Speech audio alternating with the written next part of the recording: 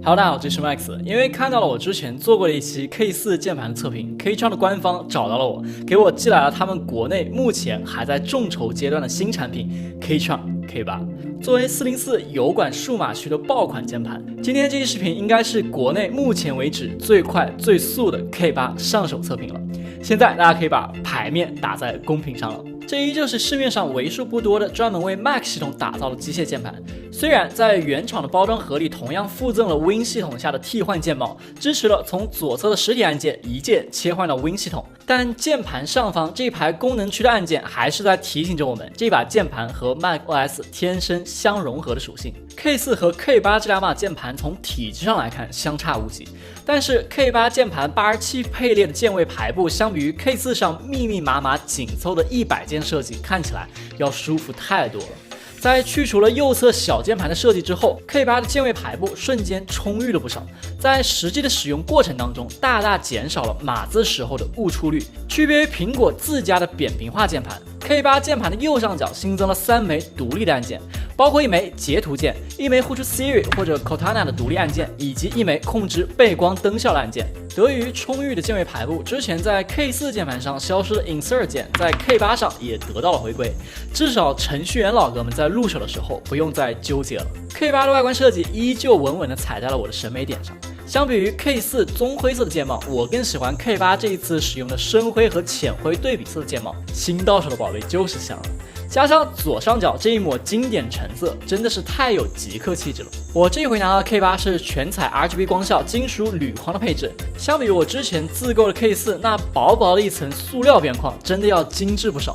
这告诉我们一个什么浅显的道理呢？那就是持续做好自己的频道内容，白嫖也许会迟到，但不会永远缺席。键盘的 RGB 背光效果由键盘右上角的独立灯光按键一键切换，支持包括呼吸、闪烁以及纯色等18种不同观感的 RGB 光效。ABS OEM 键帽的透光性真的要远远强于 PPT 的键帽。整个 RGB 背光打出来效果像是和键帽融为一体，整个平面观感的效果相当的不错。相比于 PPT 键帽 ，ABS 的手感细腻，颜值高，但有一个最大的问题就是使用时间一长，键盘表面容易打油，耐磨性比较差。而在这一点上 ，K-Tron 的键帽算是处理的比较好的了。在我黄油手近半年的重度使用下来，之前的这把 K4 键帽还没有出现任何磨损的情况，而表面的打油也几乎不可见。而在轴体方面，这回我选择的是支持了热插拔的光轴红轴轴体。在此之前，像在 K4、K6 的键盘上 ，K-Tron 所使用的都是 LK， 也就是国产老牌双飞燕的光学轴。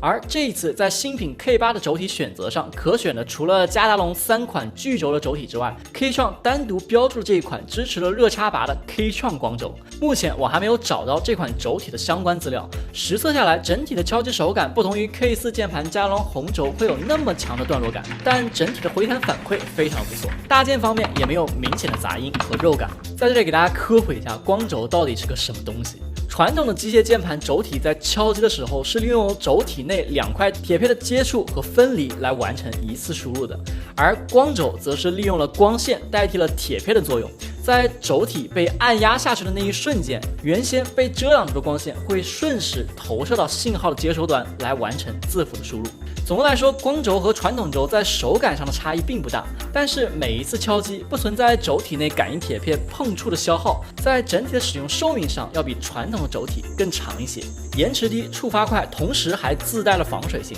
在此之上，这款键盘还加上支持了热插拔，这还要啥自行车呀？之前我在做 K4 那把键盘的时候，说到做一款无线键盘蓝牙只有 3.0 的时候，很多小伙伴都在弹幕上表示打扰了，担心键盘打字的延迟会非常的明显。终于厂家还是听到了大家的声音，直接越过了蓝牙 4.1 跳到了蓝牙双模 5.1 上。在我的实际使用下来，打字输入基本不存在任何的延迟，同时之前在 K4 上出现的耳耳断连的现象也从来没有在 K8 的身上发生过。K8 同样也支持了3台设备之间的无缝切换，我把它连上了我的 Mac 和 iPad， 装上了蓝牙 5.1 的 K8， 在不同设备之间的切换效率，我个人来说还是比较满意的。而在续航方面，和 K4 一样 ，K8 在简化机身的同时，同样也保持了一个4000毫安时的大电池，可以支持全开 RGB 光效下72小时续航，以及普通模式下长达9天的供电。在方位键的上方，厂家非常贴心的加上了3枚指示灯，分别为电量、蓝牙以及大写锁定的指示灯，在细节的设计上还真的要给一个好评。而要说缺点嘛，也不是没有，也许是为了整体外观造型上的妥协，这也是 K-Tron 从 K2 到 K8 一直以来都存在的一个问题，就是在撑开脚托之后，键盘整体的高度真的是有点太高了。装上铝壳之后的 K8 甚至比塑料外框的 K4 还要高出一截，支撑手肘的位置在长时间输入的情况下确实会感觉比较吃力。还好厂商给各个型号的键盘都配备了一个木质的手托，能够在物理层面上减轻手肘的压力。这个东西我还没有收到，所以厂商赶紧联系我吧。总结一下，对比于早前的 K4、K-Tron K8 这款还在众筹阶段的产品，在细节上进行不断的优化，真的做到了加量不加价。我查了一下官网上定价，和 K4、K6 一样，低配69美刀，顶配99美刀的价格，在 K4 的基础上还增加了热插拔，加入了光轴的选择，同时直接从蓝牙 3.0 直线上升到了蓝牙 5.1 的双模。这些升级难道都不用花钱的吗？甚至也许未来 K8 在某宝旗舰开售之后的价格还能够再低一些，顶配假如能够做到不到600块钱的售价，那真的是真香了。好的，以上就是本期视频的全部内容了。如果你也喜欢这期视频的话，别忘了